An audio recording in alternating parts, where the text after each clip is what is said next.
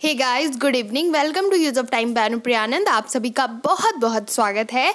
जैसा कि आप सभी को पता है, हर रोज सुबह 6 बजे मोस्ट इंपॉर्टेंट करेंट अफेयर्स और हर रोज शाम 8 बजे मोस्ट इंपॉर्टेंट जनरल अवेयरनेस की क्लास होती है use of time by Anupriya Anand में। अगर आप पहली बार विजिट कर रहे हो तो आप देख सकते हैं राइट साइड में रेड कलर में लिखा होगा सब्सक्राइब, आप उसे दबा देंगे और बगल में जो बेल आइकन प्रेस है उसे आप टच करते हैं तो उससे क्या होगा कि मेरे द्वारा डाली गई सारी वीडियो की नोटिफिकेशन आप तक सबसे पहले पहुंचेगी। तो चलिए समय को व्यर्थ ना करते हुए वीडियो की ओर चलते हैं। देखिए सवाल नंबर 1, श्वसन है क्या? ऑप्शन देखिएगा, 1 ऑक्सीकरण, 2 अपचयन, 3 जल अपघटन या ऑप्शन नंबर 4 एमिनोकरण। तो दोस्तों इसका सही आंसर होगा ऑप्शन नंबर 1। जी हाँ, श्वसन ऑक्सीकरण है, याद रखना है। अगले प्रश्न की ओर चलते हैं। सवाल नंबर 2 ध्यान से देखिए सवाल नंबर 2, एल्युमिनियम को शुद्ध किया जा सकता है। ऑप्शन देखिएगा, 1 ऑक्सीकरण द्वारा, ऑप्शन 2 आसवन द्वारा, ऑप्शन 3 विद्युत अपघटन द्वारा या ऑप्शन नंबर 4 ओजोन अपघटन द्वारा। तो दोस्तों इसका सही आंसर होगा ऑप्शन नंबर 3। जी हाँ, विद्युत अपघटन द्वारा एल्युमिनियम को शुद्ध किया जा सकता है। किसके द्वारा? तो विद्युत अपघटन द्वारा, याद रखना है। अगले प्रश्न की ओर चलते हैं। सवाल नंबर 3, फ्रेंड्स आप पहली बार विजिट कर रहे हो, मैं फिर से बोल रही हूँ, आप सब्सक्राइब कर लीजिए क्योंकि डेली सुबह 6 बजे मोस्ट इंपॉर्टेंट करेंट अफेयर और हर रोज शाम 8 बजे मोस्ट इंपॉर्टेंट जनरल अवेयरनेस की क्लास होती है। और आप मेरे चैनल के अबाउट सेक्शन में जा करके देख सकते हो, वहां पर मैंने लिंक डाल रखी है टेलीग्राम, ट्विटर, इंस्टा और फेसबुक की। आप वहां से मुझे फॉलो कर सकते हो। टेलीग्राम पे daily use of time by Anupriya Anand आप सर्च करोगे, अगर फॉलो कर सकते हो अबाउट में जाकर तो कर लो, नहीं तो आप टेलीग्राम पे सर्च भी करोगे तो मिल जाएगा use of time by Anupriya Anand. देखिए सवाल नंबर 3, अशुद्ध कपूर को शुद्ध किया जाता है कैसे? ऑप्शन देखिएगा, 1 ऊर्ध्वपातन द्वारा, ऑप्शन 3 प्रभाजी क्रिस्टलन द्वारा, ऑप्शन नंबर 3 प्रभाजी आश्वन द्वारा या ऑप्शन नंबर 4 भापीय आश्वन द्वारा। तो दोस्तों इसका सही आंसर क्या होगा? इसका सही आंसर होगा फ्रेंड्स ऑप्शन नंबर 1। जी हाँ, ऊर्ध्वपातन द्वारा अशुद्ध कर्पूर को शुद्ध किया जाता है। किसके द्वारा? ऊर्ध्वपातन द्वारा, याद रखना है।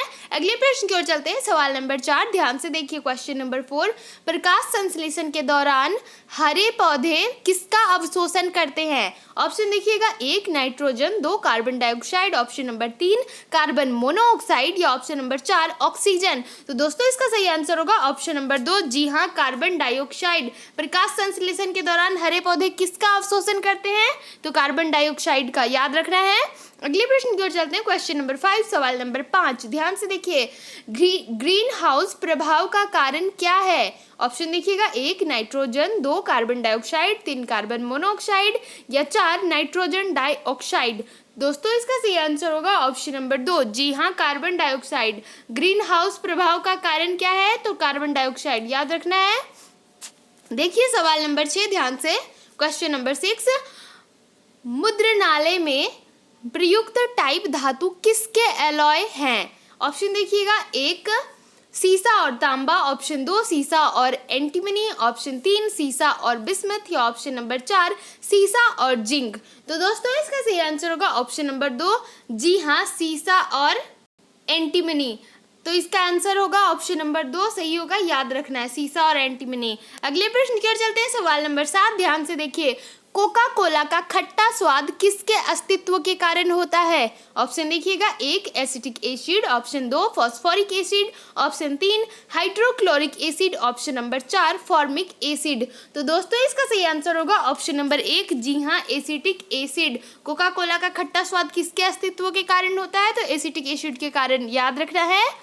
फ्रेंड्स वीडियो अच्छा लग रहा हो तो लाइक जरूर कीजिएगा और मुझे कमेंट करके भी प्लीज़ बताइएगा कि वीडियो कैसा लग रहा है। और मोस्ट इंपॉर्टेंट, वीडियो अपने दोस्तों के साथ शेयर जरूर कर दीजिएगा, खास करके जो लोग कॉम्पिटिटिव एग्जाम्स की तैयारी कर रहे हैं उनके लिए इसमें मोस्ट इंपॉर्टेंट क्वेश्चन है। किसी भी कॉम्पिटिटिव एग्जाम्स की आप तैयारी कर रहे हैं तो use of time by Anupriya Anand से जुड़े रहें। डेली सुबह 6 बजे करेंट अफेयर और डेली शाम 8 बजे मोस्ट इंपॉर्टेंट जनरल अवेयरनेस की क्लास होती है। तो क्लास को मिस नहीं कीजिए, डेली जुड़े रहें, एग्जाम जरूर निकलेगा, क्वेश्चन सारे सिलेक्टेड होते हैं। देखिए सवाल नंबर 7 का आंसर तो था क्या? Acetic acid. चलिए अगले प्रश्न की ओर चलते हैं। सवाल नंबर 8 ध्यान से देखिए। साहित्य के लिए 2005 का नोबेल पुरस्कार किसे दिया गया है? ऑप्शन देखिएगा, एक रॉबर्ट जे ओमन और थॉमस सी सेलिंग, या option number 2 Robert H Grubbs और Richard Armstrong, option 3 Harold Pinter, option number 4 Barry J Marshall और जे रॉबिन वॉरेन। तो दोस्तों इसका सही आंसर होगा ऑप्शन नंबर 3। जी हाँ, हेरोल्ड पिंटर। साहित्य के लिए 2005 का नोबेल पुरस्कार किसे दिया गया? तो हेरोल्ड पिंटर को, याद रखना है। अगले प्रश्न की ओर चलते हैं। सवाल नंबर 9 ध्यान से देखिए। मार्च 2006 में आयोजित मेलबोर्न राष्ट्रमंडल खेलों का आधिकारिक शुभंकर था क्या? ऑप्शन देखिएगा, एक कंगारू, 2 शुतुरमुर्ग, ऑप्शन नंबर 3 दक्षिण पूर्वी लाल पूंछ वाला काला कोकेटू जिसे कारक कहते हैं, ऑप्शन नंबर 4 मोर। तो दोस्तों इसका सही आंसर होगा ऑप्शन नंबर 3। जी हाँ, दक्षिण पूर्वी लाल एवं लाल पूंछ वाला काला कोकेटू जिसे कारक कहते हैं, ऑप्शन नंबर 3 सही है, याद रखना है। मार्च 2006 में आयोजित मेलबोर्न राष्ट्रमंडल खेलों का आधिकारिक शुभंकर था दक्षिण पूर्वी लाल पूंछ वाला काला कोकेटू जिसे कारक कहते हैं, याद रखना है। अगले प्रश्न की ओर चलते हैं। सवाल नंबर 10 ध्यान से देखिए।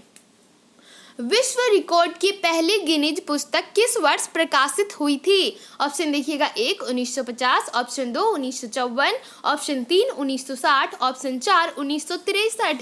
तो दोस्तों इसका सही आंसर होगा ऑप्शन नंबर 2। जी हाँ, 1954। विश्व रिकॉर्ड की पहली गिनीज पुस्तक किस वर्ष प्रकाशित हुई थी? तो 1954 में, याद रखना है।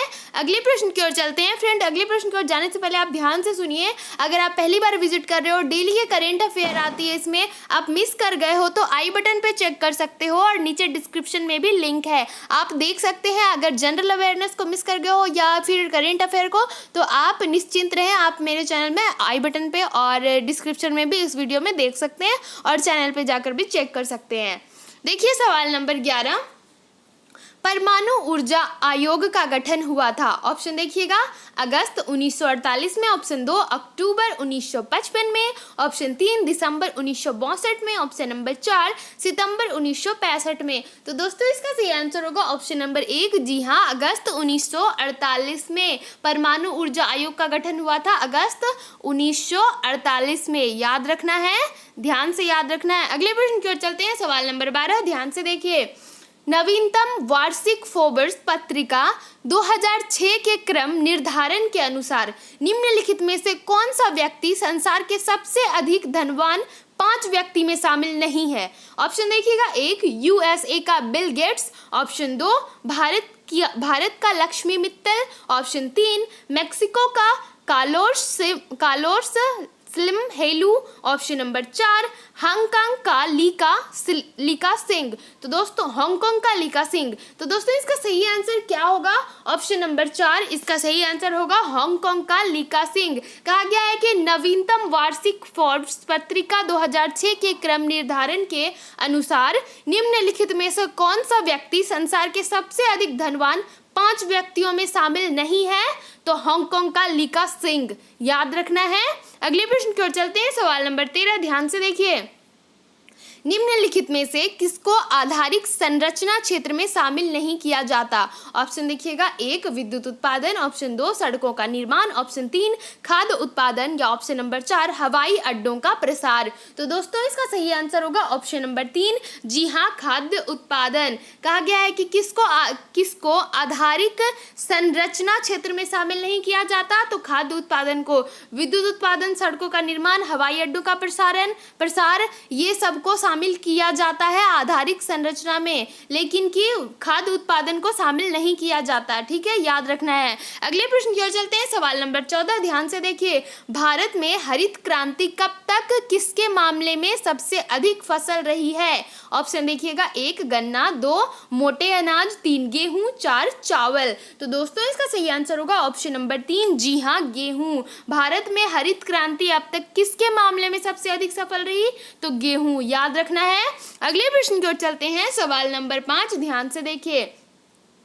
टेम फ्लू किसके लिए एक प्रमुख औषधि है? ऑप्शन देखिएगा, 1 पक्षी flu, option 2 cancer, option 3 AIDS, option 4 polio. तो दोस्तों इसका सही आंसर होगा ऑप्शन नंबर 1, जी हाँ पक्षी फ्लू। कहा गया है कि टेम फ्लू किसके लिए एक प्रमुख औषधि है? तो पक्षी फ्लू के लिए, याद रखना है। अगले प्रश्न की ओर चलते हैं, सवाल नंबर 16, ध्यान से देखिए। विंटेज कारें वे कारें हैं जिनका निर्माण हुआ था। देखिए क्या कहा गया है कि विंटेज कारें वे कारें हैं जिनका निर्माण हुआ था कब? ऑप्शन देखिएगा, 1 1945 और 1960 के बीच में, ऑप्शन 2 1939 और 1945 के बीच में, ऑप्शन नंबर 3 1930 और 1939 के बीच में, ऑप्शन नंबर 4 1918 और 1930 के बीच में। तो दोस्तों इसका सही आंसर होगा ऑप्शन नंबर 4, जी हाँ 1918 और 1930 के बीच में विंटेज कारें वे कारें हैं जिनका निर्माण हुआ था 1918 और 1930 के बीच में। याद रखना है। पिछले वीडियो को आप आई बटन पे चेक कर सकते हो और डिस्क्रिप्शन में भी लिंक है, मैं बार बार बता रही हूँ आपको। और वीडियो अच्छा लग रहा हो तो लाइक जरूर कर दीजिएगा फ्रेंड्स, और कमेंट करके मुझे जरूर बताइएगा कि वीडियो कैसा लगा। एंड मोस्ट इंपॉर्टेंट, ध्यान से सुनिए, वीडियो को शेयर जरूर कर दीजिएगा। जो लोग कॉम्पिटिटिव एग्जाम्स की तैयारी कर रहे हैं उन तक ये वीडियो जरूर पहुंचा दीजिए, क्योंकि सारे क्वेश्चन सिलेक्टेड क्वेश्चन है, मोस्ट इंपॉर्टेंट क्वेश्चन है। तो देखिए सवाल नंबर 17, निम्नलिखित में से किस देश में मुसलमानों की संख्या सबसे अधिक है? ऑप्शन देखिएगा, 1 भारत, 2 पाकिस्तान, 3 इंडोनेशिया, 4 सऊदी अरब। तो दोस्तों इसका सही आंसर होगा ऑप्शन नंबर 3, जी हाँ इंडोनेशिया में मुसलमानों की संख्या सबसे अधिक है। कहाँ? इंडोनेशिया में, याद रखना है। अगले प्रश्न की ओर चलते हैं, सवाल नंबर 18, ध्यान से देखिए। बहुत अधिक पकाना और खाद्य तेलों का बार बार प्रयोग क्यों अत्यधिक अवांछनीय है? ऑप्शन देखिएगा, 1 तेल के वाष्प से आंतरिक प्रदूषण हो सकता है, ऑप्शन 2 कार्सिनोजेनिक पदार्थ जैसे बेंजपाइरिन पैदा होते हैं, ऑप्शन 3 भोजन का पोषक तत्व कम हो जाता है, ऑप्शन नंबर 4 तेल की हानि और बर्बादी होती है। तो दोस्तों इसका सही आंसर होगा ऑप्शन नंबर 2, जी हाँ इसका सही, कार्सिनोजेनिक पदार्थ जैसे बेंजपाइरिन पैदा होते हैं। ऑप्शन नंबर 2 इसका सही आंसर है, याद रखना है। कहा गया कि बहुत अधिक पकाना और खाद्य तेलों का बार बार प्रयोग क्यों अत्यधिक अवांछनीय है? तो कार्सिनोजेनिक पदार्थ जैसे बेंजपाइरिन पैदा होते हैं, इसलिए अवांछित है, याद रखना है। अगले प्रश्न की ओर चलते हैं, सवाल नंबर 19, ध्यान से देखिए। राज्य प्रतीक के फलक के नीचे देवनागरी लिपि में उत्कर्णीय शब्द सत्यमेव जयते निम्नलिखित में से किस उपनिषद से लिए गए हैं? ऑप्शन देखिएगा, 1 प्रश्न, 2 मुंडक, 3 मांडक्य या 4 ईशावास्य। तो दोस्तों इसका सही आंसर होगा ऑप्शन नंबर 2, जी हाँ मुंडक इसका सही आंसर है, याद रखना है।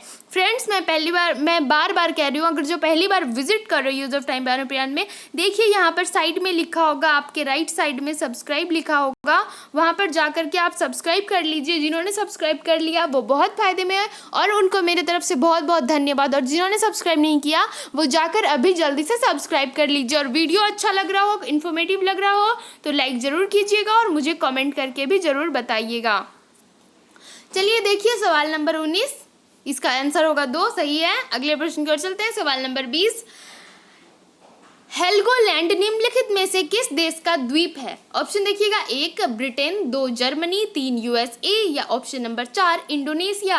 तो दोस्तों इसका सही आंसर होगा ऑप्शन नंबर 2, जी हाँ जर्मनी। हेल्गोलैंड निम्नलिखित में से किस देश का द्वीप? तो जर्मनी का, याद रखना है।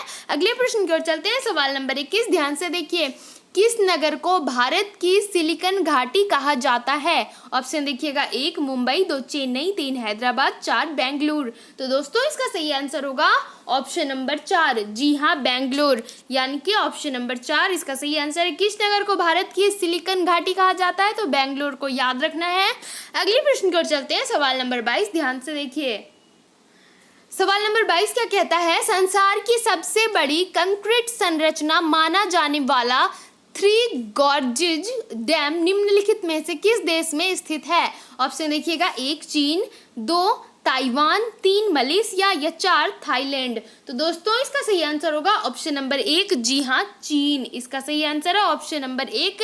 संसार की सबसे बड़ी कंक्रीट संरचना माना जाने वाला थ्री गॉर्जेज डैम निम्नलिखित में से किस देश में स्थित है? तो चीन में, याद रखना है।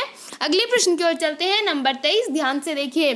पहली क्लोनित भेड़ का नाम था क्या? ऑप्शन देखिएगा, 1 मौली, 2 डॉली, 3 जॉली या 4 रॉली। तो दोस्तों इसका सही आंसर होगा ऑप्शन नंबर 2, जी हाँ इसका सही आंसर होगा ऑप्शन नंबर 2 डॉली। पहली क्लोनित भेड़ का नाम था डॉली, याद रखना है। अगले प्रश्न की ओर चलते हैं, सवाल नंबर 24। सवाल नंबर 24 ध्यान से देखिए। सवाल क्या है कि भारतीय क्रिकेट में पहला टेस्ट सेंचुरियन कौन था? ऑप्शन देखिएगा, 1 Vinoo Mankad, option 2 CK Naidu, option 3 Lala Amarnath, option number 4 Mansur Ali Pataudi. तो दोस्तों इसका सही आंसर होगा ऑप्शन नंबर 3, जी हाँ लाला अमरनाथ इसका सही आंसर है, याद रखना है। भारतीय क्रिकेट में पहला टेस्ट सेंचुरियन कौन था? तो लाला अमरनाथ, याद रखना है। अगले प्रश्न की ओर चलते हैं, सवाल नंबर 25, ध्यान से देखिए। ऑप्टिकल फाइबर का आविष्कार किसने किया? ऑप्शन देखिएगा, 1 Samuel Cohen, option 2 Narendra Kapany, option 3 Percy L Spencer, option number 4 TH Maiman. तो दोस्तों इसका सही आंसर होगा ऑप्शन नंबर 2। इसका सही आंसर है नरेंद्र कपानी। जी हाँ ऑप्शन नंबर 2 इसका सही आंसर है। ऑप्टिकल फाइबर का आविष्कार किसने किया था? तो नरेंद्र कपानी ने, याद रखना है। अगले प्रश्न की ओर चलते हैं, नंबर 26, ध्यान से देखिए। डेसिबल क्या है? ऑप्शन देखिएगा, एक संगीत वाद्य, ऑप्शन 2 शोर का तरंग दैर्ध्य, ऑप्शन 3 संगीत का एक स्वर, ऑप्शन 4 ध्वनि स्तर का एक माप। तो दोस्तों इसका सही आंसर होगा ऑप्शन नंबर 4, जी हाँ ध्वनि स्तर का एक माप है डेसिबल। क्या है? ध्वनि स्तर का एक माप, याद रखना है। क्वेश्चन नंबर 27, ध्यान से देखिए। दुग्ध शर्करा है क्या? ऑप्शन देखिएगा, 1 लैक्टोज, 2 माल्टोज, 3 गैलेक्टोज या ऑप्शन नंबर 4 सुक्रोज। तो दोस्तों इसका सही आंसर होगा ऑप्शन नंबर 1, जी हाँ लैक्टोज। दुग्ध शर्करा है लैक्टोज, याद रखना है। अगले प्रश्न की ओर चलते हैं, सवाल नंबर 28, ध्यान से देखिए। 2008 के ओलंपिक खेल कहाँ होंगे? सॉरी यहाँ पे देखिए मिस टाइप हो गया, एक्चुअली यहाँ पर कहाँ हुए होना चाहिए था, तो ये मिस टाइप है, ये आपको ये नहीं देखना है। तो कहा गया है कि 2008 के ओलंपिक खेल कहाँ हुए? ऑप्शन देखिएगा, 1 Beijing, 2 Montreal, option 3 Atlanta, option 4 London. तो दोस्तों इसका सही आंसर होगा ऑप्शन नंबर 1, जी हाँ बेजिंग, याद रखना है। 2008 के ओलंपिक खेल कहाँ हुए? तो बेजिंग में, याद रखना है। अगले प्रश्न की ओर चलते हैं, सवाल नंबर 29, ध्यान से देखिए। श्री शौकत अजीज हैं क्या? ऑप्शन देखिएगा, 1 पाकिस्तान का प्रधानमंत्री, ऑप्शन 2 पाकिस्तान के विदेश मंत्री, ऑप्शन 3 भारत में पाकिस्तान का राजदूत या ऑप्शन नंबर 4 पाकिस्तान का वित्त मंत्री। तो दोस्तों इसका सही आंसर होगा ऑप्शन नंबर 1, जी हाँ पाकिस्तान के प्रधानमंत्री श्री शौकत अजीज क्या थे? तो पाकिस्तान के प्रधानमंत्री थे। और अभी कौन है? इमरान, याद रखना है। चलिए अगले प्रश्न की ओर चलते हैं, नंबर 30, ध्यान से देखिए। हमारा आज का अंतिम प्रश्न है फ्रेंड्स। वीडियो अच्छा लगा हो तो जिन्होंने सब्सक्राइब नहीं किया सब्सक्राइब कीजिए सबसे तो पहली बात, और फिर लाइक जरूर कीजिएगा और मुझे कमेंट करके बताइए कि वीडियो कैसा लगा। अपने दोस्तों को शेयर कीजिए वीडियो, और जाकर आप मुझे मेरे अबाउट सेक्शन में फेसबुक, ट्विटर, इंस्टा और टेलीग्राम पे फॉलो कर लीजिए। देखिए सवाल नंबर 30, नारायण कार्तिकेयन किस खेल का खिलाड़ी है? ऑप्शन देखिएगा, 1 फार्मूला 1 कार दौड़, ऑप्शन 2 शूटिंग, ऑप्शन 3 शतरंज, ऑप्शन 4 गोल्फ। तो दोस्तों इसका सही आंसर होगा ऑप्शन नंबर 1 फार्मूला 1 कार दौड़। नारायण कार्तिकेयन किस खेल का खिलाड़ी है? तो फार्मूला 1 कार दौड़ का खिलाड़ी है, याद रखना है। फ्रेंड्स ये हमारी आज की क्वेश्चन थी। वीडियो कैसा लगा आप जरूर बताइएगा कमेंट करके। And thank you friends, thanks for watching my video.